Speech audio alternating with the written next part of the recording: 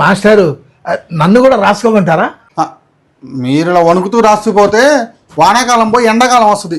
వినండి చాలు. మాస్టర్ గారు నాకు ఆకలి అవుతుందండి, నేను ఇంటికి వెళ్తా. నన్ను తినరా, నన్ను తిను.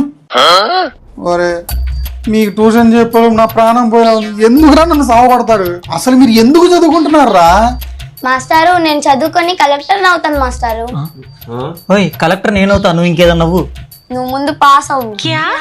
ఏమండి టెన్షన్ తీసుకునే వయసులో మీకు ఈ చదువు టెన్షన్ ఎందుకండి? చదువుకి వయసుకి సంబంధం లేదని పెద్దవాళ్ళు చెప్పారు మాస్టారు.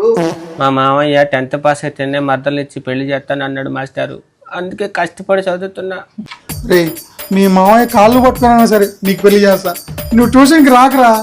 లేదు మాస్టారు, నేను కష్టపడి చదివి 10th క్లాస్ పాస్ అయ్యి మా మరదల్ని పెళ్లి చేసుకుంటా. ఏమ్మా సనా ట్యూషన్ ఫీజు? మాస్టారు మా నాన్న సాయంత్రం కడతా అన్నారు. మాస్టారు మీరు ఇంకా ట్యూషన్ ఫీజు కట్టలా? మాస్టారు ఈ నెల పెన్షన్ రాలేదు ఇంకా, రెంట్లో కట్ చేసుకోండి. అదొకటి ఉంది కదా మాకు. అరే అశోక్ ట్యూషన్ ఫీజు ఎదురా? నాకు కట్నం రాగానే మీ ఫీజు మొత్తం కట్టేస్తాను సార్.